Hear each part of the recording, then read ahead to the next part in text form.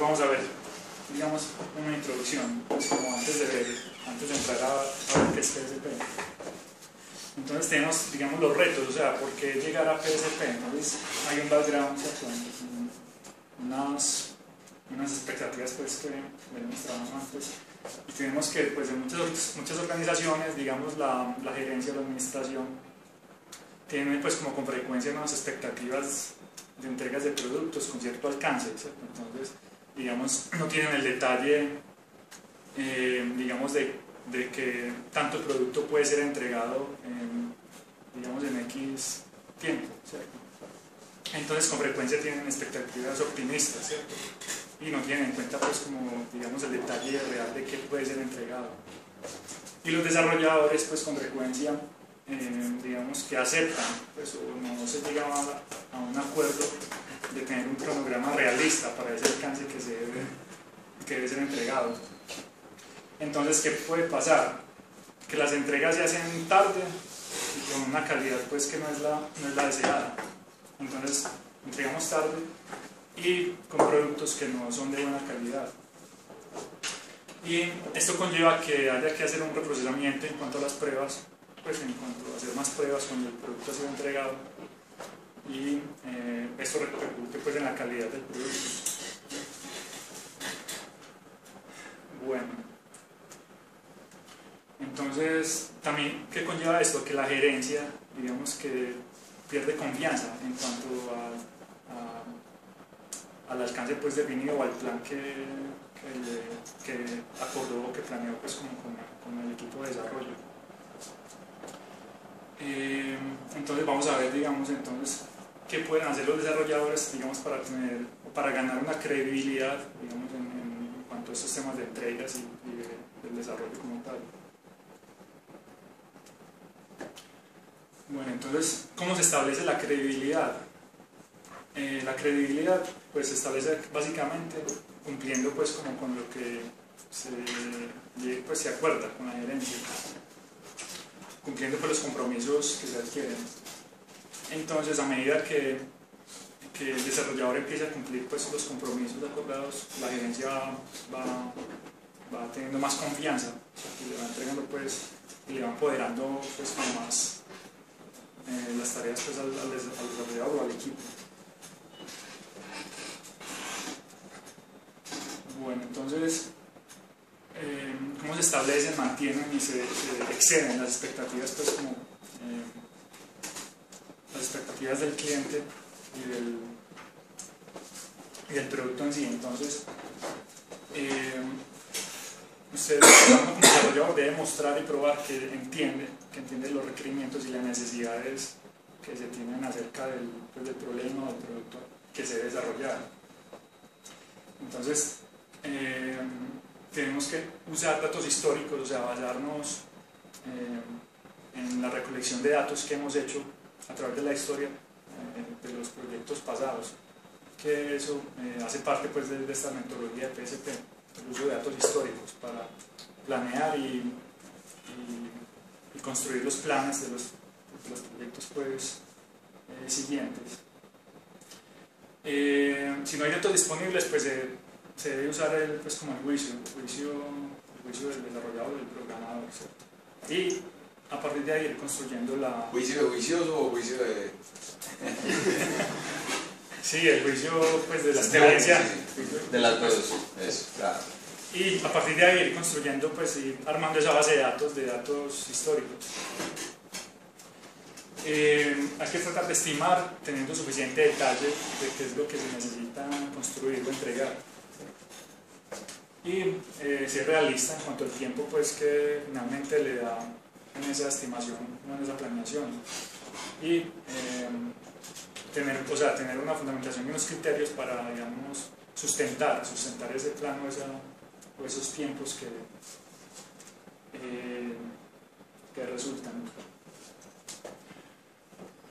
Bueno, no siempre, pues digamos, todos los objetivos pueden ser entregados, pues digamos, en el tiempo pues, que se requiere. Entonces, para este caso, hay que estar, digamos, con la capacidad de proveer otras alternativas o priorizar pues como entregas o hacer entregas parciales, ¿cierto? Hay que, digamos, hacer un buen manejo, digamos, al plan que ya se acordó, ¿cierto? Entonces, tenemos que bueno, demostrar que se entiende y se interesa pues porque esos requerimientos que se acordaron sean pues como entregados y sean solucionados, ¿cierto? mediante el producto de software. Hay que, digamos, sustentar y explicar las razones que hay detrás del plan y los tiempos pues que se estimaron, ¿cierto? Hacer una sustentación basada pues, en un juicio o en los históricos. Y como les decía, si todos los objetivos no pueden ser cumplidos, hay que proveer, digamos, alternativas de qué se puede hacer, qué no se puede hacer y cómo mitigar o cómo digamos, apoyarse en otras actividades para cumplir pues, el plan.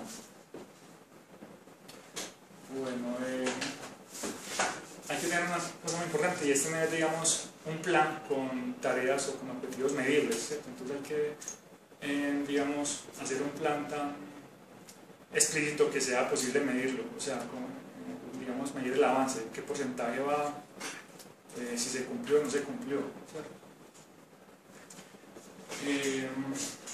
Muchas veces puede haber desviaciones del plan, ¿cierto? Entonces, esas desviaciones, pues, se ven a medida que el plan esté como bien estructurado y bien definido, digamos en cuanto a tiempos y recursos. Entonces, si no se puede, digamos como individuo, como equipo, ¿cierto? Esto, digamos, no siempre va a ser uno solo pues como el que esté trabajando en el proyecto, uno está como un equipo trabajando. Si no se puede, digamos, recuperar el cronograma, hay que proveer, digamos, como alternativas o otros caminos, ¿cierto? Como para llevar a cabo pues como la consecución exitosa del plan y proveer al cliente pues, o a la gerencia, digamos, con anticipación, digamos, cómo va el plan, si va pues, desviado o si va pues, correcto o cómo va pues realmente. Entonces acá es importante ser, digamos, responsive, esa es la palabra en inglés. Es decir, que, o sea, responder, digamos, ante los requerimientos pues, que nos hace el cliente. Entonces, digamos, cuando llega un requerimiento, hay que, digamos, definir inmediatamente un plan de cómo va a ser desarrollado y para cuándo, ¿cierto? Digamos, para que el cliente sienta pues como el apoyo pues, y la satisfacción pues, digamos, de que ese requerimiento se entendió y cómo va a ser solucionado. Se pueden hacer entregas incrementales, ¿cierto? Cuando no se puede, digamos, entregar toda la solución en un solo instante de tiempo. Se pueden llegar a acuerdos para hacer entregas parciales o incrementales hasta finalmente llegar a la entrega final. En estos casos, digamos que se priorizan y se van entregando primero las funcionalidades más importantes hasta finalmente ya completar todo el producto. Y digamos, cuando soliciten cambios, estar abiertos pues, a los cambios y proveer alternativas de solución para, digamos, absorber y incorporar esos cambios que requieren. Bueno, acá entonces llegamos a mirar el tema del desempeño. Entonces digamos que acá tenemos los elementos de entrada son los requerimientos y la salida es un producto, ¿cierto? Un producto en este caso de software.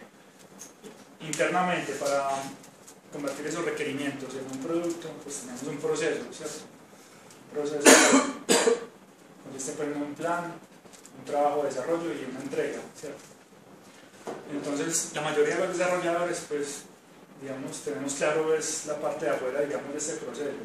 Nos llegan unos requerimientos y entregamos el producto. Pero realmente, esta parte interna del plan, del trabajo y la entrega, digamos que no lo entendemos muy bien, no somos capaces pues como de medirlo, mirar cuál es nuestra productividad, dónde tenemos más defectos, en qué etapa, en cuántos tiempos nos gastan. Y debemos preguntarnos entonces si a los stakeholders o los grupos pues, de interés o nuestros clientes o la agencia, si les gustó el producto, la forma como comunicamos, como gestionamos, que eso, digamos, tiene sus bases, digamos, en entender bien este proceso como internamente.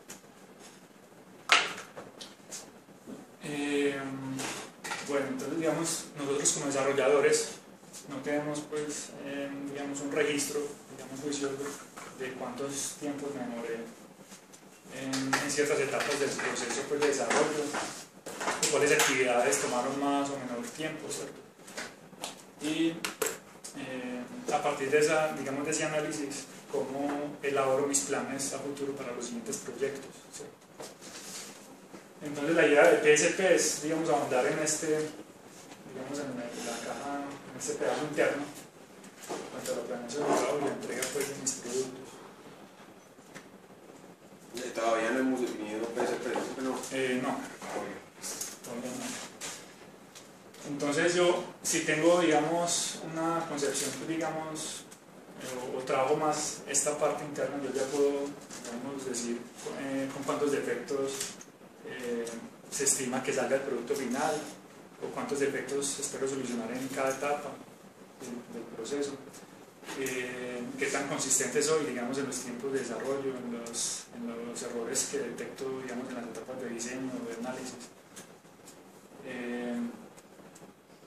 Puedo definir, digamos, los defectos cuando son inyectados y cuando son removidos, y poder medir si estoy mejorando o no esas dolencias.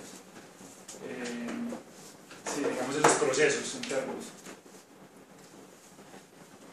Entonces, bueno, acá ya empezamos a mirar qué es un proceso. Entonces, un proceso es una descripción, digamos, de pasos que me dicen, pues, usted cómo hace un trabajo, ¿cierto? Entonces, son un conjunto de pasos definidos y medidos, ¿cierto? Que sirven para guiar el trabajo y se definen para un trabajo que es hecho no solo una vez, sino múltiples veces, ¿cierto? Entonces, que yo voy a reutilizar en mis siguientes trabajos. Además, el proceso provee las bases para la planeación, ¿cierto? Entonces, digamos, el proceso es una plantilla con un conjunto genérico de pasos, donde están pues unos elementos de entrada, los objetivos y unos criterios de salida para, digamos, completar exitosamente el proceso. A partir del proceso, entonces, podemos, digamos, definir un plan, ¿cierto? Un plan que es el conjunto de pasos dado por el proceso, más otra información adicional, como el esfuerzo requerido, un cronograma, fechas de entrega, etc. Ahora bien, un proceso personal es cuando se utiliza un proceso para su trabajo, ¿sí? Para su propio trabajo, ¿cierto? Para su trabajo personal. Entonces, en este caso, el proceso es llamado un proceso personal. El proceso personal usualmente es desarrollado desde la experiencia personal. Entonces, lo que se hace es que primero se comienza a trabajar usando un proceso personal, pero desarrollado por alguien más, ¿cierto? Y a medida que usted va trabajando el proceso, usted ya lo va modificando o adicionando, quitando pues, actividades de acuerdo al proceso y de acuerdo a cómo usted va viendo que se debe mejorar ese proceso.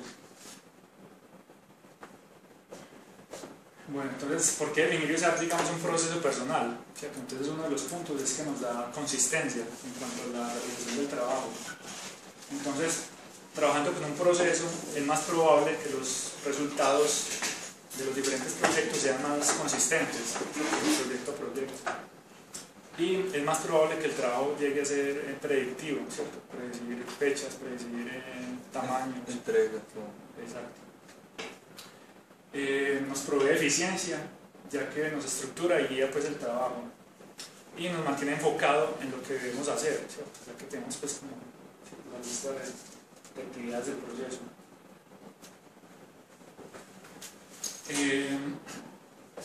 Trabajando con un proceso pues, nos da unas bases para el mejoramiento, para definir ya después planes de mejoramiento.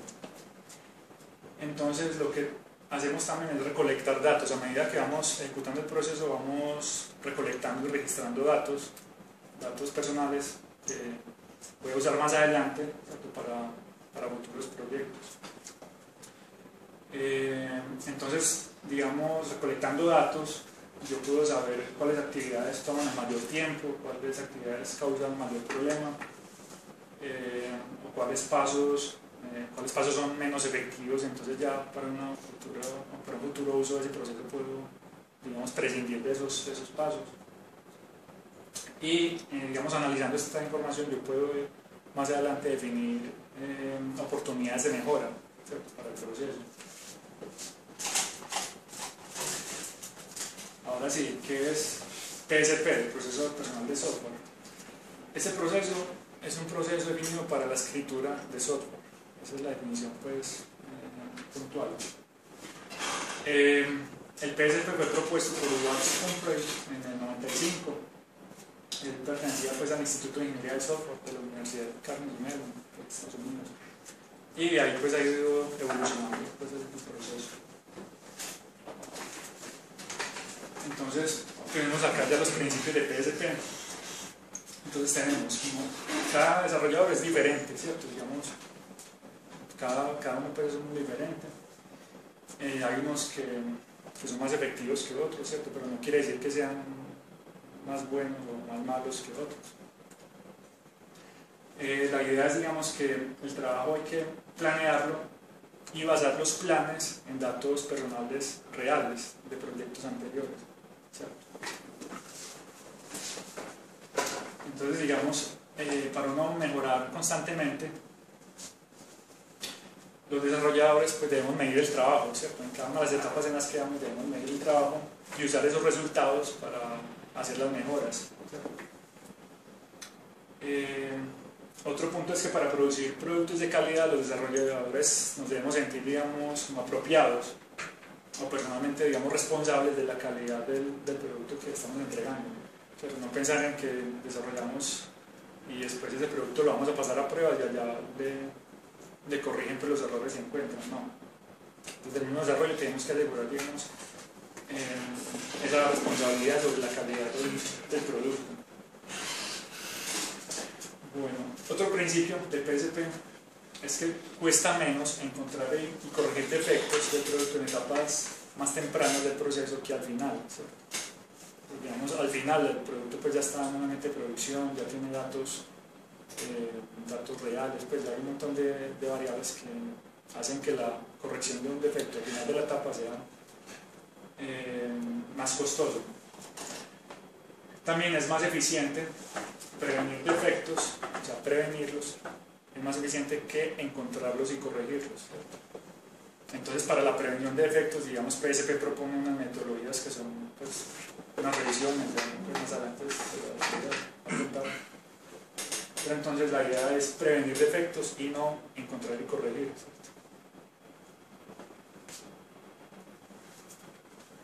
Bueno, entonces vamos a hablar de los elementos de PSP. Son 4 elementos, ¿cierto? Entonces el primero de ellos son los scripts, ¿cierto? Entonces, ¿qué es un script? Los scripts es un documento donde se definen los criterios de entrada, las fases o pasos del proceso y unos criterios de salida para el proceso. Entonces lo que hace esto es, digamos, proveer una guía pues, a nivel de experto, o sea, una guía. Hay que conocer el proceso, ¿cierto? Para poder usar el script o la guía para guiarnos pues, en el proceso. Entonces, digamos, un script puede ser una hoja de Excel o un formato de Word donde están criterios de entrada, 2 pasos, entonces paso 1, paso 2, paso 3, criterios de salida que se deben cumplir para satisfacer ese proceso. También tenemos las medidas, ¿cierto? Las medidas es otro elemento de PSP y proveen una valoración cuantitativa del proceso y del producto. Entonces vamos a tener unas métricas a nivel de proceso y a nivel de producto, ¿cierto? Digamos, métricas a nivel del producto son defectos encontrados, ¿cierto? Hay una cantidad de métricas que más adelante pues, Y a nivel del proceso también hay otras métricas. Bueno, digamos, estas métricas nos ayudan a, pues, como a tener una visión de cómo va la ejecución de ese producto dentro del proceso que estamos trabajando. Bueno, el tercer elemento de PSP son las formas, los formularios. Entonces, es, digamos, un framework que me ayuda a recolectar y registrar los datos que estoy, digamos, obteniendo a través de la ejecución de ese proceso, ¿cierto? Entonces, ¿qué datos puedo yo capturar? Tiempo de inicio de una fase, tiempo final, digamos, tiempos muertos, cuándo arranqué una fase, cuándo terminé la otra, ¿cierto? Más adelante les voy a explicar, digamos, un poco más ese detalle.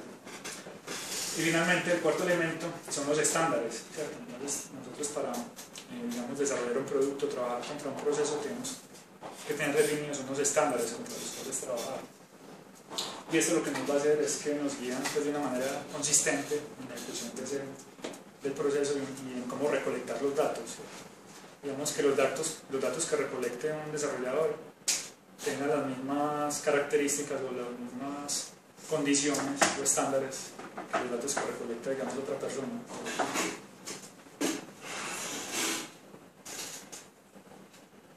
Bueno, entonces eso, acá tenemos, digamos, un ejemplo de un script que nos provee una guía a nivel de experto para hacer el trabajo.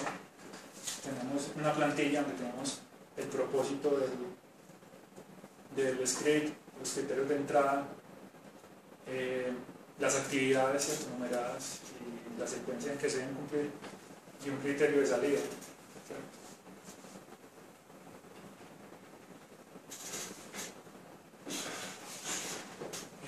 Tenemos las medidas. Tenemos entonces dentro de las medidas otra lista de medidas fundamentales para el PSP. Entonces tenemos tamaño, esfuerzo, calidad y cronograma. Entonces, cuando hablamos de tamaño, básicamente estamos hablando de líneas de código, digamos, en la escritura de software, ¿cierto? Líneas de código de un producto. En esfuerzo estamos hablando de tiempo. ¿Qué tiempo me costó o me tomó hacer cierta cantidad de producto? Calidad. La calidad viene dada por la cantidad de bugs o errores que yo encuentre en el código, ¿cierto? Y el cronograma, ya pues como la distribución en el tiempo de las actividades que voy ejecutando. Pero el cronograma sí es que no encuentro coherencia del cronograma con las otras tres: tamaño, esfuerzo y calidad. Normalmente todo proyecto tiene tres variables, que es el tiempo, que es el costo y que es el alcance. Si uno ve, el tiempo está dado en el cronograma, dado un esfuerzo. Obviamente, si uno se propone una calidad y un tamaño, pues es correlacionado con el tiempo que se va a demorar. Sí, exacto. Más adelante vamos a ver el método que se utiliza acá en PSP para llegar al cronograma. Entonces, ¿cómo se llega al cronograma? Se parte de un tamaño, digamos, un tamaño que yo espero, o un tamaño calculado, ¿cierto? Y ese tamaño me va a dar, digamos, que me toma tanto tiempo ejecutarlo, ¿cierto? Y yo ya eso lo llevo a un cronograma, pues, para tener, digamos, unas fechas de entrega.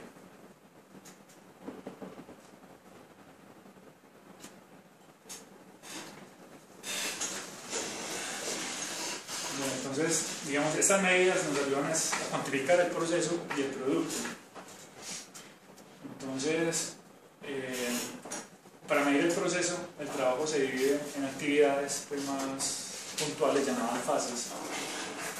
Entonces, por ejemplo, las medidas para cada fase son el tiempo gastado en la fase, defectos inyectados en la fase y defectos removidos en la fase. Entonces, digamos, yo tengo la fase de análisis, la fase de diseño. Yo ahí puedo ver, digamos, si en diseño encontré unas inconsistencias, entonces puedo pues, decir que se inyectaron ciertos defectos el análisis, ¿cierto?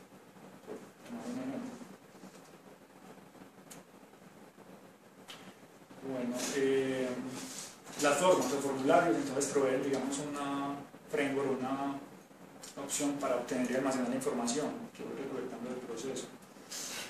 Digamos, ejemplos de formularios en PSP, de formularios de forma son el log de tiempos y el log de defectos, ¿cierto?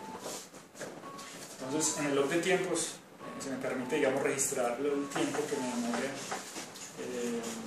trabajando en cierta etapa. Y el log de defectos, pues yo registro la información asociada a los defectos encontrados, ¿cierto? Tipo de defecto, cuánto tiempo como encontrarlo, cuánto tiempo como resolverlo. Alejo, normalmente una pregunta, sí, pronto más adelante hablas de eso, pero ¿cuánto puede, pues hay una medida típica de cuánto se puede tomar uno en seguir el PSP versus el tiempo total de laboral? Es decir, el PSP típicamente se trabaja el 10% del tiempo o se consume el 10% del tiempo efectivo, o eso no lo dice PSP. No, digamos lo que dice PSP es, digamos, lo que usted debe hacer en cuanto a seguir el proceso, digamos que entonces esto adiciona, digamos, otras actividades aparte del desarrollo, ¿cierto? Hacer los registros de los tiempos. En este caso, pues para el PSP tenemos que empezar a alimentar una base de datos de históricos con base en nuestro trabajo personal. Entonces, ¿cómo se alimenta esa base de datos? Haciendo los registros que requiere el PSP. Y para eso pues se utilizan herramientas pues, automáticas, herramientas digamos, para captura de información, herramientas para ver, digamos, el panorama, pues, digamos, esos datos recolectados, procesados, poder ver cómo es el estado del proyecto. Igual es un proceso, digamos, que hay que irlo madurando, ¿cierto? Entonces tiene pues varias etapas. Para empezar el proceso pues se inician con digamos, ciertos requerimientos o ciertas exigencias que son básicamente el registro de los tiempos y el registro de los defectos.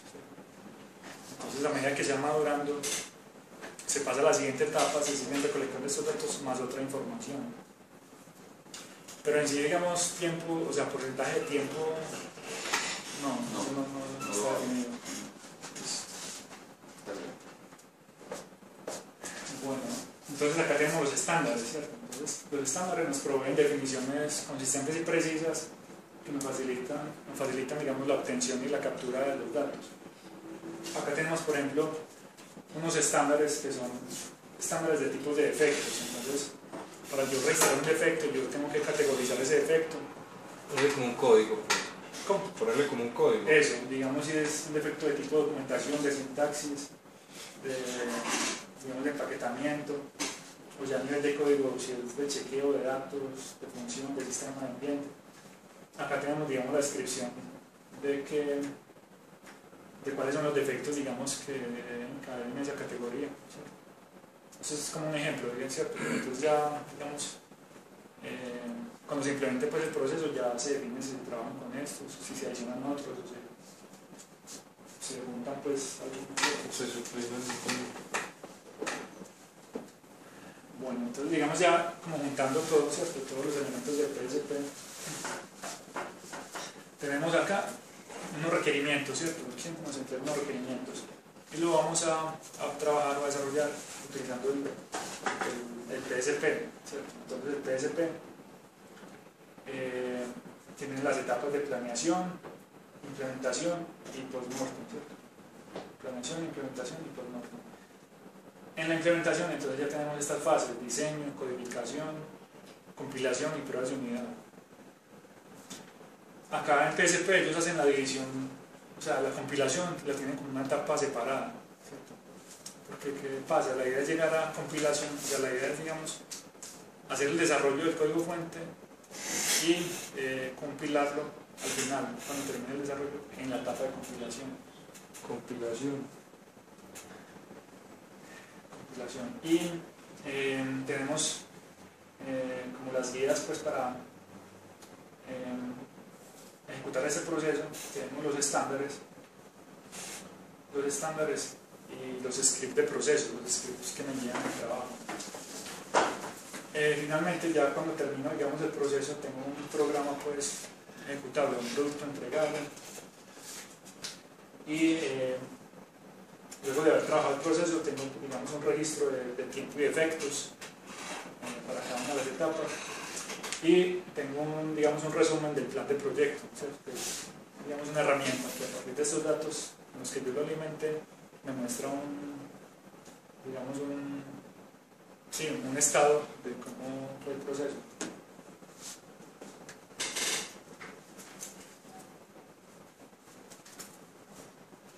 Entonces acá tenemos, digamos, las diferentes etapas del PSP, pues, que les decía. Entonces básicamente el PSP se introduce en 3 etapas, o sea, eso no se tira pues todo el proceso completo. Entonces tenemos las etapas PSP0, PSP1, PSP2 y ya luego viene el PSP, que es Team Software Process, ya es en equipo.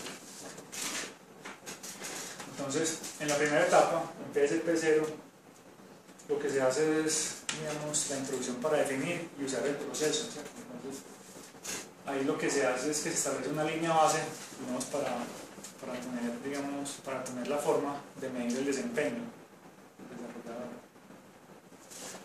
En la segunda etapa es PSP1, ahí ya lo que se hace es enfocarse en la planeación y seguimiento, ¿cierto?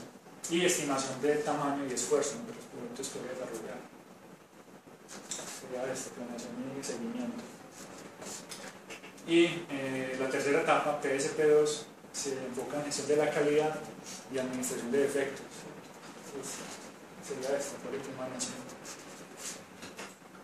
Finalmente, ya cuando el proceso está madurado, se pasa a la etapa pues, del TSP. Pero eso ya no es el alcance de acá, de esta metodología.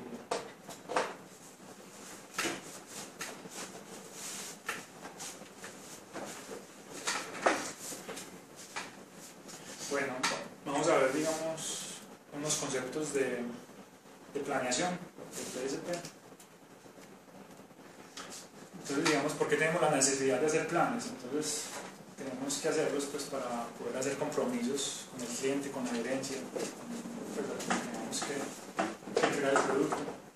Y para guiar el trabajo y seguirlo, pues hacerle el seguimiento pues, del trabajo que estamos haciendo. Entonces, ¿cuáles son los pasos, digamos, para hacer una planeación? ¿Cierto? Eso es, digamos, a nivel general. Entonces, tenemos que entender los requerimientos, o sea, tenemos que saber y estar empapados de qué es lo que vamos a desarrollar, entender muy bien qué es lo que necesitan. Estimar el tamaño del trabajo, ¿cierto? El tamaño. En este caso, podemos hablar de líneas de código, o objetos de bases de datos, o cantidad de pantallas, pues dependiendo como de lo que se esté estimando. A partir de ese tamaño ya viene una estimación del esfuerzo para hacer ese trabajo de desarrollar ese producto con ese tamaño.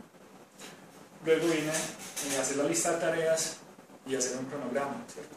Digamos, definir esas tareas en el tiempo para tener, digamos, unas fechas de entrega. Bueno, entonces acá tenemos lo que es el framework de planeación de PSP, ¿cierto? Entonces, entramos por acá, en la definición de los requerimientos. Luego tenemos que producir un diseño conceptual, enseguida les explico más acerca de esto. A partir de ese diseño conceptual estimo el tamaño y luego estimo los recursos necesarios para desarrollar el producto con ese tamaño. Luego se produce, digamos, un cronograma, ¿cierto? A su vez, digamos, para yo hacer esas estimaciones, tengo unos datos históricos, ¿cierto? Que son alimentados, digamos, de procesos anteriores. Entonces, para estimar el tamaño, yo tengo una base de datos de tamaño, ¿cierto? Estamos comparando con tamaños similares de otros productos desarrollados en el pasado. Esto también tiene un tema estadístico, o sea, esto tiene una fundamentación fuerte en estadística para tener estas estimaciones. Bueno, finalmente yo tengo un producto desarrollado, ¿cierto? hago la entrega del producto y ya con ese producto desarrollado puedo, o sea, alimento acá información del tamaño, recursos y calendario, ¿cierto? En mi base de datos. Y hago un proceso de análisis, ¿cierto? Analizar el proceso, cómo lo ejecute, qué oportunidades de mejora puedo aportar ahí al proceso. Y a su vez eso me alimenta, digamos, las bases de datos o los históricos que yo voy a tener almacenados para los futuros proyectos. Entonces, acá tenemos que el problema de la estimación está en esta parte, está en estas actividades. Producir el diseño conceptual, estimar el tamaño, ahí tenemos pues el problema pues, de qué tan preciso puede ser nuestra estimación y la estimación de los recursos, ¿cierto? Entonces, PSP para este problema de la estimación propone otras metodologías que más adelante les voy a detallar.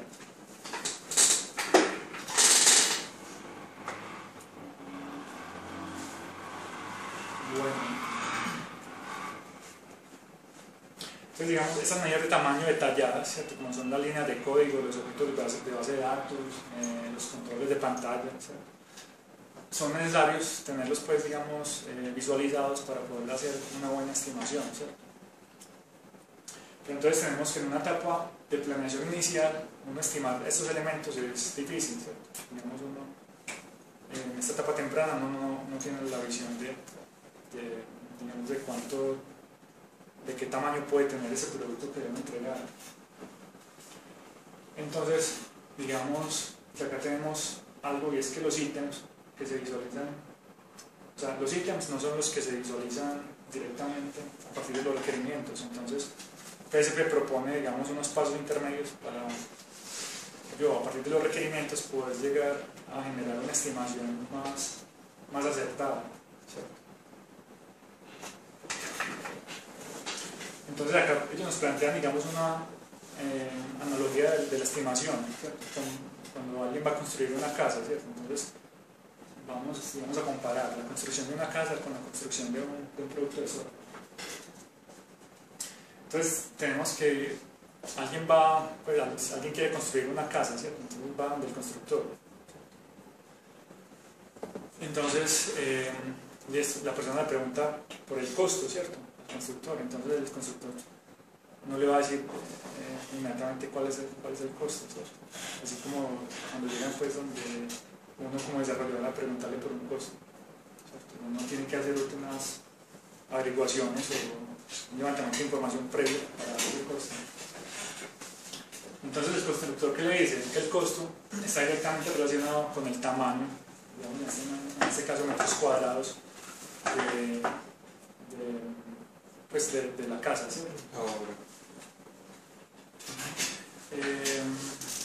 Y a su vez el constructor ya tiene unos datos de tamaño, ¿cierto? Detallados, digamos, de tipos de habitaciones para él, digamos, dar unas estimaciones, ¿cierto? Entonces, ¿cómo es esto? Entonces, digamos, el constructor ya tiene, digamos, una tabla organizada de tipo de habitación, por ejemplo, la alcoba, el baño, la cocina, y en tamaños típicos, que son pues, pequeño, mediano o grande. Entonces, acá tenemos, digamos, esto es lo que se llama una tabla de tamaños relativos. Entonces, dependiendo del tipo de salón, alcoba, tenemos el baño, la habitación, la cocina, la sala, ¿cierto? Y dependiendo del tamaño, pequeño, mediano o grande, él ya tiene la medida de cuántos metros cuadrados puede tomarse ese tipo de elemento. Entonces, por ejemplo, acá un baño pequeño es de 80 metros cuadrados, medio, un baño mediano de 120 metros cuadrados, un baño grande de 200 metros cuadrados.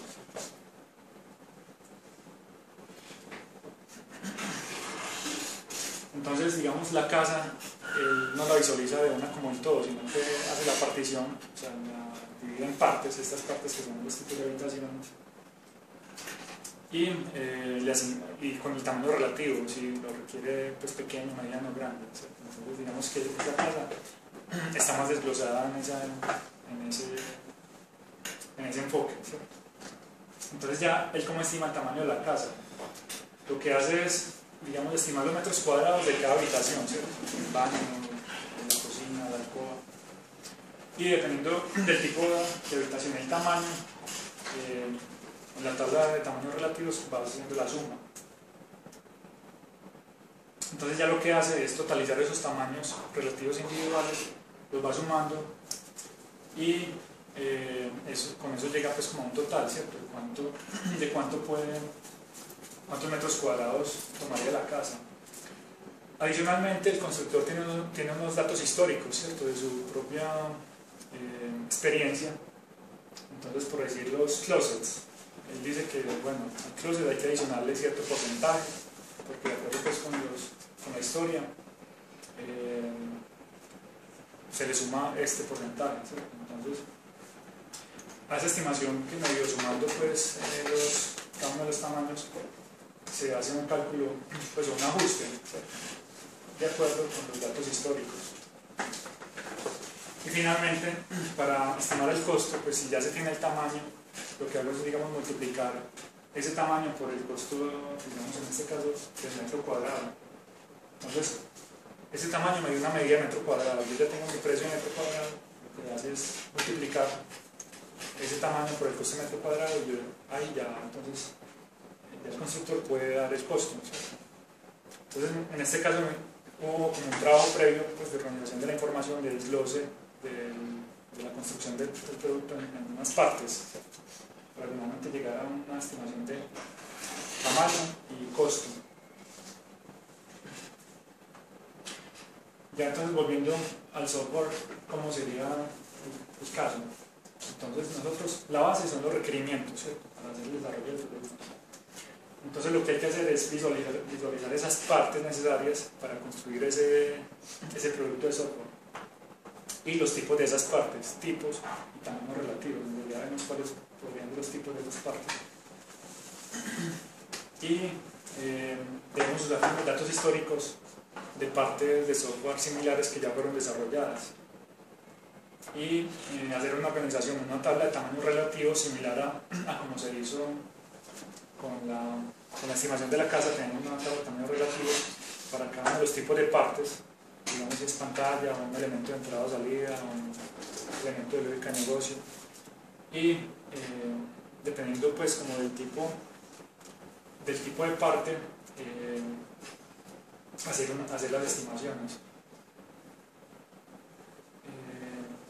Y finalmente, para estimar el programa se suman las estimaciones de esas partes individuales y se ajustan, digamos, con datos históricos que yo tenga pues, del pasado.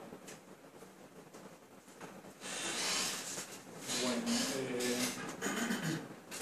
entonces tenemos la estimación del tamaño y ya para estimar el esfuerzo requerido para ejecutar o para construir ese tamaño, lo que hacemos es multiplicar la estimación de ese tamaño por la productividad histórica. Es decir, mi productividad es lo que me dice, digamos, yo cuántas líneas de código desarrollo por hora o por unidad de tiempo, ¿cierto? Entonces con esa productividad lo que hago es calcular el esfuerzo requerido para desarrollar el producto con ese tamaño. Similar a lo que hoy, bueno, con Scrum, Story Points, por decir algo. Sí, similar. Sino que esto, o sea, acá digamos está todavía teórico, pero esto se aterriza, digamos, en una base y una fundamentación estadística. Entonces hay unos temas estadísticos para ya hacer los cálculos de las correcciones. O sea, la corrección no es un porcentaje de sueldo, sino que viene a